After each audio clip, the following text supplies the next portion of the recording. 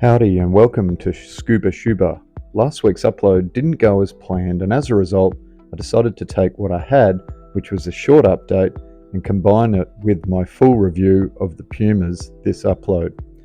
Last week felt like I was under, but somehow I was back in the 70s club, pulling in 73 kilometre week.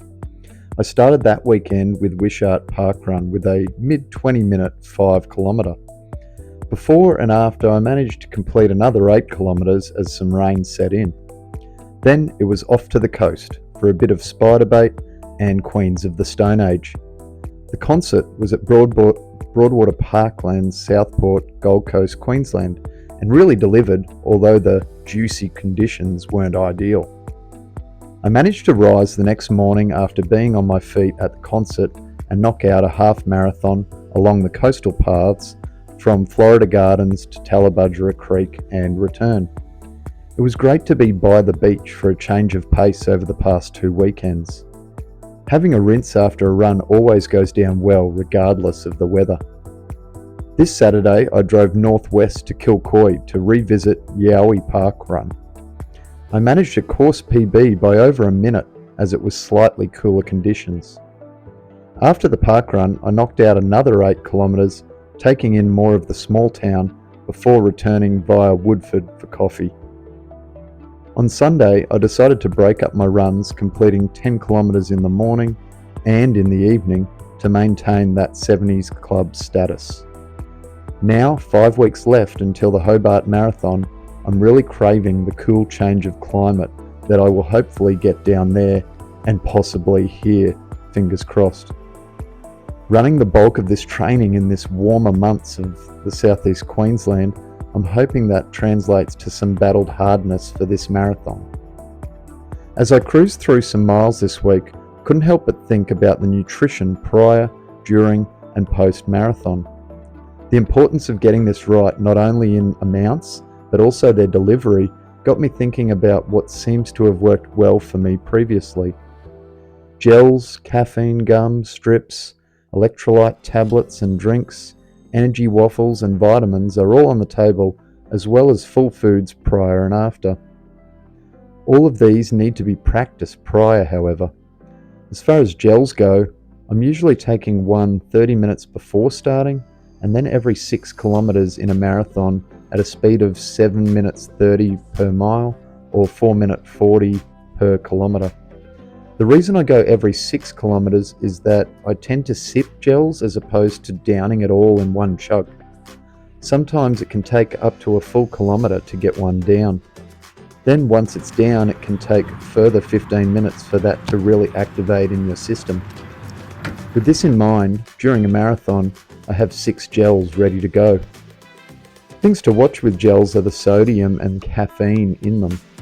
I remember YouTuber Kafusi mentioning that he had learned that it is better to take your caffeinated gels early rather than alternate or save for later. So in other words, top up diminishing stores rather than them running the battery low and trying to fight your way out of it. The same can be said for electrolyte and water, early and often. The balance, however, with how much you're outputting is the key. Take too much on board, you'll want to use the toilet. Not enough, and you're dehydrating, de-energizing, and tiring faster. To master this is key to marathon potential. Other nutrition plans include a carb-rich meal 2 nights before and protein meals after for recovery seem to work well for me and for most people. It's hard to get it right with sleep as well. It is said that the night before isn't as important as the night 2 nights before. This plays into travel plans if the marathon you're attempting is away from your home. Energy waffles are something I'm experimenting with prior to running as a breakfast option, and general vitamins daily help the overall cause as well to fill missed gaps. Running joke time now. Why don't they allow animals in the marathon? Because they're not part of the human race. And now to my review of the Puma Fastar Nitro Elite version 1s after 65 miles. This shoe has really delivered, At first I was concerned with the design and what I had heard, thinking it would only be good for niche workouts and distances. Yesterday I put in a 2024 5k PB in them, which can confirm that they can go fast.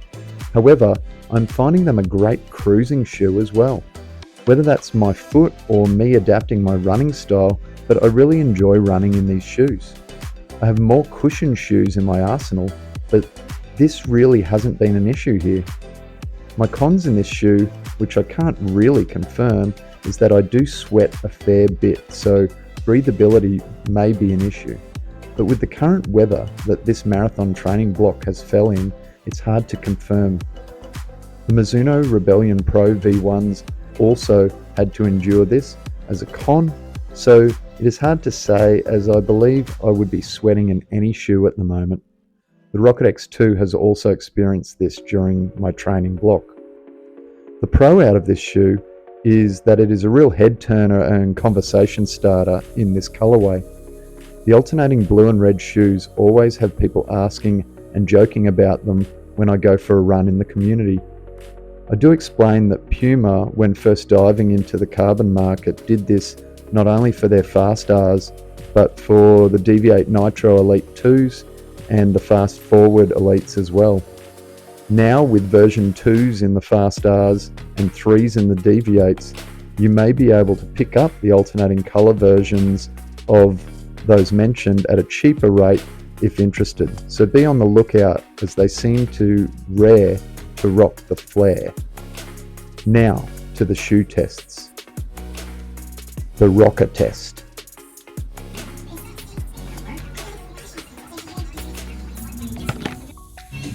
The tipping test.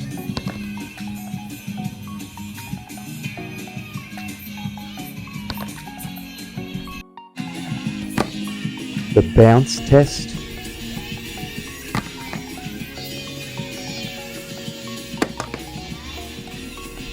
And the spring test.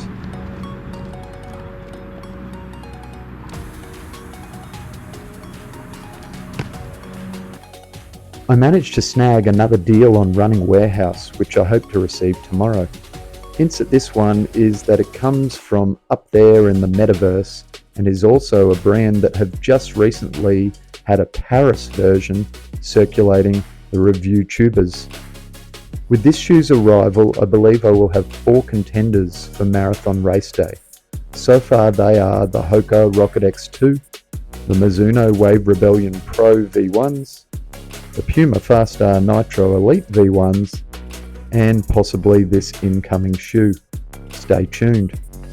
If you enjoy the shoe reviews, make sure you give this episode a like. It is as simple as clicking the thumbs up. That goes a long way.